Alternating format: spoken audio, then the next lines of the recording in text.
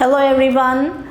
Today we'll begin with our book that is Knowledge World of Class 3 by Seraphic Publications. Hello everyone. Today we are going with our new chapter that is chapter number 19, Abbreviations and Acronyms.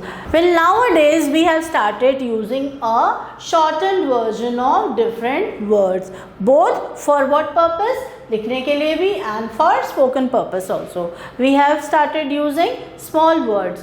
Then these shorter forms are called what? Abbreviation. ये जो छोटे words हम use करते हैं बड़ी बड़ी बातों को explain करने के लिए हम उन words को बुलाते हैं abbreviations. When such a short form is made by combining the first letters of two or more words. जब हम किसी short word को form करते हैं किसके through? कुछ group of words के first letters को लेके हम जब एक नया short word बनाते हैं उस short word को what do we call it as? Acronym. For example, you all must have drank Amul milk. आप सबने पिया भी होगा और सुना भी होगा इसका नाम. तो what is Amul? Amul is basically a short form and it is an acronym for what? Anand Milk Union Limited. If you see carefully, they have taken A from Anand, M from milk, U for union and L for limited. So we are going to now study about abbreviations and more such of acronyms in this chapter.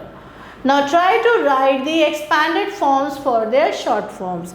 इस chapter में हम in short forms के expanded forms लिखेंगे. So now let's begin with the exercise portion.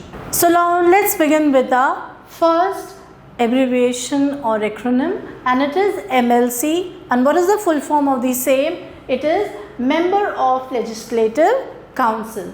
Then we have second GST and it means Goods and Service Tax. The third one is NAM. It means Non-Aligned Movement. Fourth is UN and UN means United Nations.